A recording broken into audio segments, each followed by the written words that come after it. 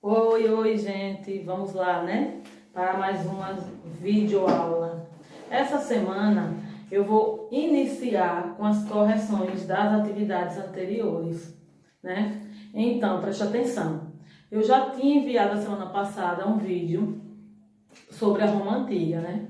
A questão do povoamento, de territórios, a questão da economia. Eu vou dar uma paradinha porque agora a gente vai voltar um pouquinho aos conteúdos da Grécia Antiga.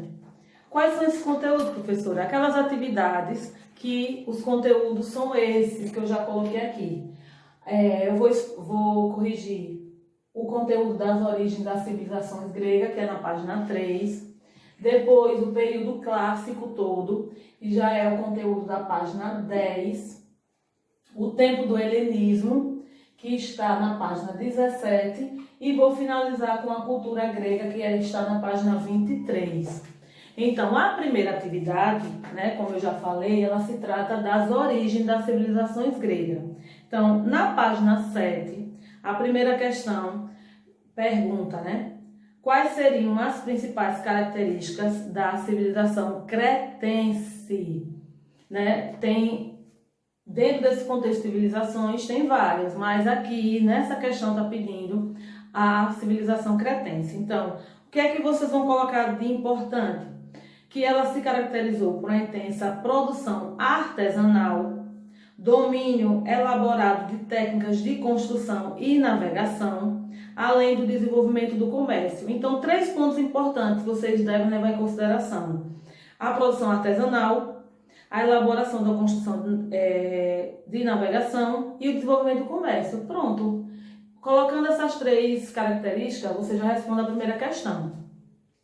Na segunda questão, explique a origem da civilização micênica. Qualquer dúvida, vocês retornem às 2 videoaulas que eu deixei disponível para vocês. Então, a origem da civilização micênica, ela surge do contato entre os povos aqueus com os povos cretenses. Os aqueus, eles assimilaram elementos fundamentais da civilização cretense, dando origem aí à civilização micênica. Então, só você colocando que que deu origem foi 2 povos, os aqueus e os cretenses, e os cretenses, eles assimilam bastante informação que aí dá origem à civilização micênica. Na terceira questão, vocês vão apontar semelhanças e diferenças entre a civilização micênica e a civilização grega. Né? Primeiro que os gregos, eles preservavam vários elementos dessa cultura micênica. Eles estão tão presentes na língua, na religião e nos relatos heróicos das guerras de Grécia, né? Da Guerra de Troia. Então, eu falei sobre as semelhanças. Como é que vocês vão agora apontar as diferenças? Só você ver tudo que eu não correlacionei com algo que seja semelhante. Então, os demais são as diferenças. Então, o que são semelhantes, gente? Os elementos que eles preservavam, né, da cultura. Também a língua é semelhante, a religião e os relatos heróicos da Guerra de Troia, tá certo? Então, já responde. E aí, vocês complementam com as diferenças, né? Para que não fique bem extenso essas correções. Na página 8, ainda na primeira atividade, qual a importância das obras atribuídas a Homero para a reconstrução da primitiva história dos gregos? O que é que essas obras que Homero deixa, ela reconstrói como são os primeiros histórias dos gregos? Primeiro que as principais obras foi a Ilíada e a Odisseia, que ela tem um sentido de que elas foram fontes para o estudo dos gregos nos principais períodos que eram anterior e também para os posteriores à invasão dórica. A Ilíada, eu já falei, ela narra a Guerra de Troia, e a Odisseia trata das aventuras, né, e também as desventuras de Ulisses para foi uma viagem de volta, né? Lembra que eu falei que durou 10 anos essa viagem? Então, com o retorno dele, ele narra tudo que ele venceu nesses 10 anos. Então, essas obras, elas fornecem importante informação para a compreensão da sociedade grega no período homérico. Então, essa é a resposta da quarta questão. Na quinta questão, descreva a organização espacial, né? Qual é o espaço? Sempre quando eu começo os vídeos eu coloco a localização, então essa questão aí, da cidade de Atenas, na antiguidade, e responda. Que relação podemos estabelecer entre essas configuração do espaço e da organização social política da cidade, política dessa cidade?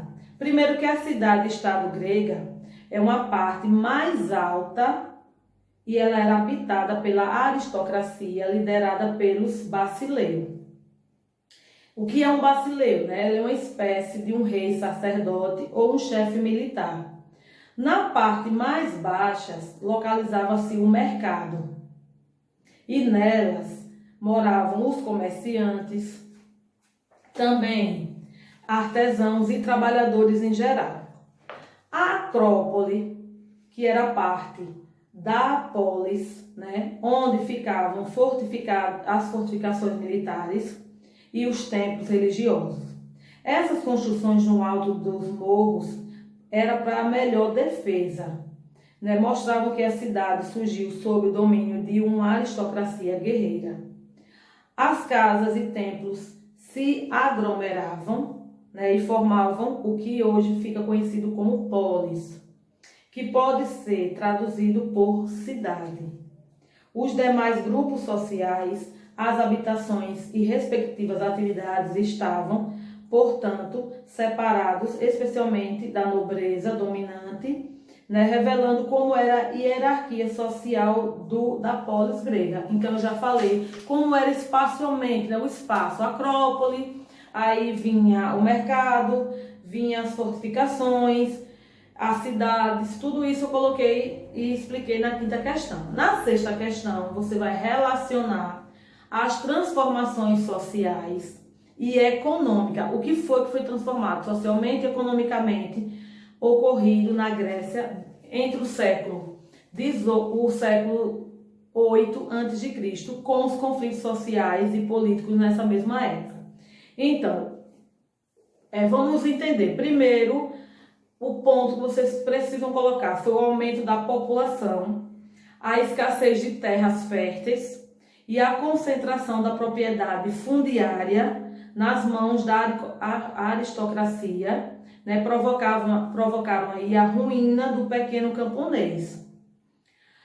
Muitos não conseguiam pagar suas dívidas, eles eram escravizados. As colônias gregas foram fundadas em várias regiões fora da Grécia e a expansão que teve uma motivação principal, foi buscar essas terras férteis. Os conflitos sociais e políticos que marcaram esse período decorreram da oposição de interesses entre pequenos proprietários e a aristocracia que monopolizava o poder, aumentando aí a pressão para as reformas sociais e políticas. Então, eu já falei os dois pontos, os pontos sociais e os pontos econômicos, tá certo? Essa foi a primeira questão, da página 7 e da página 8, que foram sobre a origem das civilizações gregas. A primeira atividade já foi comentada e corrigida. Então, vamos passar para a página 14, que é esse período aqui, ó, o período clássico, que inicia na página 10. Mas a atividade é a atividade da página 14 e da página 15, tá certo? Então, a primeira questão está pedindo para vocês explicarem quais foram as reformas de Solon para resolver os conflitos sociais em Atenas. Então, vamos lá. Solon, ele suprimiu a escravidão por dívida, foi o primeiro ponto importante. Com isso, o que foi que aconteceu? Ele criou, né, ele tomou os escravos que podiam voltar às suas terras, tornou, né, possível que os escravos voltassem às suas terras. A sociedade ela foi dividida em 4 classes, com base na renda, óbvio, né? Os membros das 2 primeiras classes poderiam ocupar os cargos mais importantes do governo. Os membros da terceira participavam do exército e deveriam se amar por conta própria. A questão de armamentos também.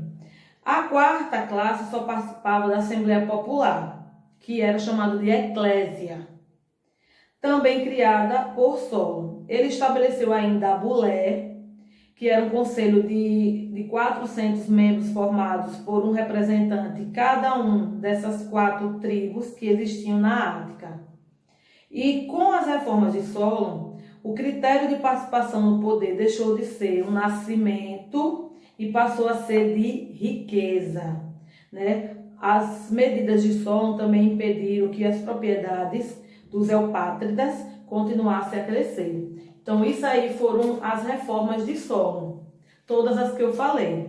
Na segunda questão, explique o surgimento da tirania em Atenas e mostre como o interesse dos 2 grupos predominantes sobre o interesse coletivo dos habitantes de Atenas durante os governos tiranos. Primeiro, o que é uma tirania, né? Porque foi a primeira pergunta. Explique o surgimento da tirania. Então, a tirania ela teve início com a ascensão de homens enriquecidos ao poder. O tirano, Pisístrato, ele era apoiado pelas camadas mais pobres e tomadas medidas a favor delas, né? Como a distribuição de terras, a concessão de créditos. E os aristocratas tradicionais, que eram os eupátridas, eles aliaram-se a Esparta, que era a cidade inimiga de Atenas, para derrubar a tirania ateniense. Então, isso aí foi como surgiu as tiranias, tá certo? Na página 15, dando continuidade, né, na terceira questão, faça um comentário sobre o aperfeiçoamento da democracia ateniense por meio de medidas tomadas por Clístenes, né? Então, quem foi Clístenes, né? Clístenes, embora um aristocrata, ele organizou o governo baseado na isonomia, né? Que era a igualdade dos direitos perante a lei. Então, ele dividiu a população em 10 tribos da Ática, né, tomando como base o domicílio de cada cidadão. As tribos eram formadas por demos, a menor unidade da divisão criada por Clístenes. O demo, ele era a base desse sistema, daí o nome democracia. Por quê? Porque o poder executivo era exercido pela Bulé, que era o conselho, lembra, dos 500, composto por 50 elementos de cada tribo. A Assembleia Popular, que era a Eclésia, ela foi fortalecida. E Clístenes criou ainda o ostracismo, que era a cassação dos direitos do cidadão que descumprisse, né, contra o Estado.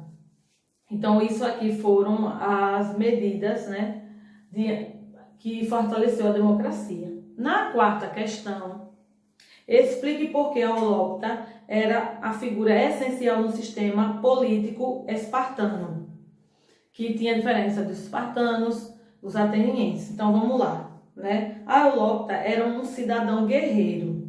Na cidade-estado da Esparta, o guerreiro se confundia com o cidadão. Ela foi a primeira cidade da história da Grécia a permitir a participação política dos cidadãos por meio de uma assembleia. Essa igualdade política, ela foi usufruída, né, única e exclusivamente por 8 ou 9 milhões de guerreiros. Dedicavam-se integralmente ao treinamento esportivo e militar, enquanto uma grande massa de trabalhadores ilóptas produzia o necessário para o seu sustento. Então, isso foi a pergunta da 4ª questão. Na 5ª questão, Atenas e Esparta são exemplos de polis gregas com organização social, econômica e política diversa. Compare-se, mostrando a diferença e as semelhanças, né? Então vamos lá. Em Atenas, desenvolveu a economia mercantil, artesanal e marítima. Apesar da base econômica da cidade continuar sendo agrícola, ela estava voltada cada vez mais para o comércio, que era de azeite e de vinhos. Esparta continuou a ter uma economia essencialmente agrária, ou agrícola, né? Voltada para a subsistência. Já Atenas passou por uma série de reformas políticas, né? Resultando de novos grupos sociais que cresciam em número importante de marinheiros, de comerciantes e de artesãos, que a levaram a monarquia primitiva, a oligarquia e a democracia. Esparta permaneceu com a mesma estrutura social e organização política aristocrática, que era dominada pelas cidades guerreiras. Então, essas que foram as diferenças da cidade, né, da economia, da estrutura social espartana e ateniense. Na quarta questão, a pergunta é: a história da Grécia antiga ela foi marcada por guerras, entre elas as guerras médicas. Faço comentários sobre essas guerras. Primeiro que as guerras médicas elas começaram no período clássico, né? Que foram 3 guerras, todas vencidas pelos gregos contra os persas, né? A primeira delas começou em 490 a.C. e esse conflito ele durou até meados do século V a.C. O palco dessa guerra ela foi bastante amplo. Por quê? Porque a própria Grécia e a Ásia Menor e o Mar Mediterrâneo, com as batalhas navais até o sul da Itália, o motivo dessa guerra ela foi o expansionismo persa, né, que ameaçava as cidades gregas da Ásia Menor e o próprio fortalecimento, né, o fornecimento, né, que tinha do trigo dessa região para a Grécia. A capacidade militar da marinha grega, principalmente dos atenienses, e a qualidade dos soldados gregos foram apontados como fatores de vitória, né? Na sétima questão, a pergunta é: a democracia é um modelo político criado pelos gregos, não é isso? Que permaneceu até hoje. Embora tenha passado por muitas mudanças, nesses quase 3.000 anos de história, uma das grandes diferenças entre a democracia ateniense e a atual democracia brasileira, por exemplo, reside no fato de que, sem direta, né, todo cidadão poderia participar diretamente das decisões. E atualmente, ser indireta, o cidadão escolhe um representante para tomar umas decisões. Na letra A, você sabe como funciona o sistema democrático no Brasil. E na letra B, você considera um cidadão e por quê? Então, essa é uma resposta muito pessoal, né? Então, vocês têm que observar, antes de iniciar esse debate, as principais características da democracia brasileira, né? Incluindo aí os direitos e os deveres de cada cidadão. É interessante que vocês observem o que é vir ser um cidadão, né?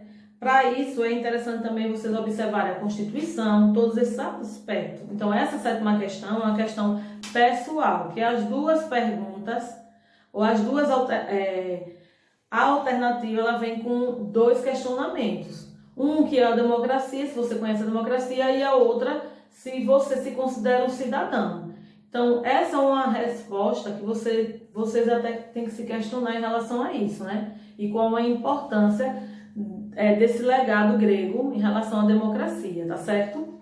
Então, finalizamos a segunda atividade que iniciou na página 10. Vamos lá para o tempo do helenismo, que inicia o conteúdo na página 17. Então, vamos lá, né? Na página 20, relaciona a Guerra do Peloponeso com a crise das cidades da Grécia Antiga. Gente, aqui é o início do capítulo, do conteúdo, que vocês veem no módulo. Eu estou explicando agora a atividade da página 20, que é esse contexto aqui, o tempo do helenismo, tá certo? Então vamos lá. Na página 20, relaciona a Guerra do Peloponeso com a crise das cidades gregas das polis. Primeiro que a Guerra do Peloponeso, ela contribuiu profundamente para essa crise. Por quê? Porque as batalhas frequentes paralisaram o comércio externo e a produção artesanal e agrícola. E as cidades gregas gradativamente ficaram mais pobres e militarmente mais fracas. Né? Na segunda questão, o que facilitou a expansão macedônia sobre a Grécia? Primeiro, facilitou através das lutas, né, entre os gregos. A Guerra do Peloponeso foi mais importante da decadência da Grécia, o que facilitou na dominação macedônica. Também as táticas militares do exército macedônico também contribuíram para a derrota grega.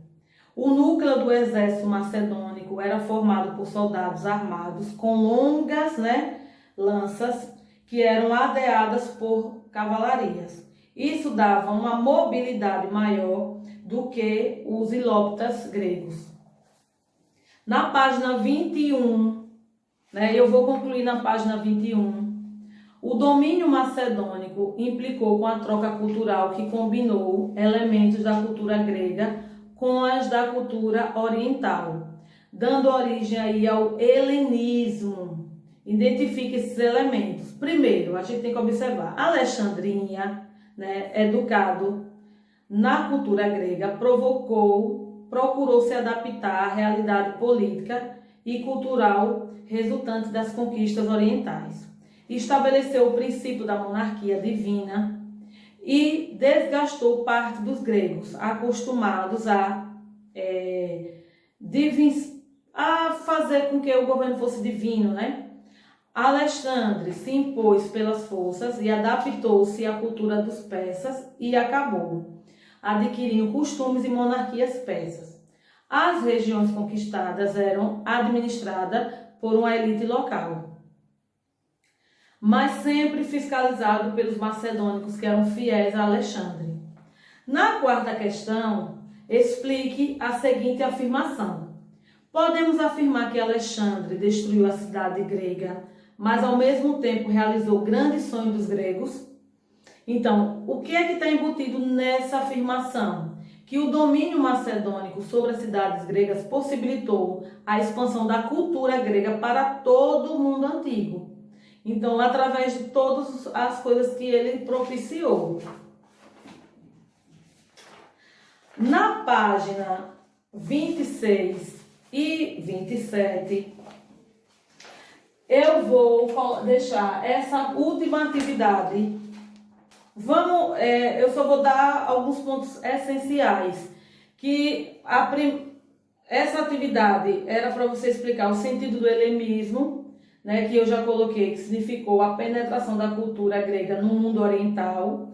Também importante, a terceira questão está pedindo para você explicar como os poetas e historiadores gregos produziram registro de memórias e de histórias gregas. Aí eu já expliquei em relação à Ilíada e à Odisseia também, que foram importantes, que vocês precisam destacar que são obras escritas e atribuídas a Homero, são exemplos de registros de memória e forma poética e mitológica, feitos guerreiros, viagens, das façanhas.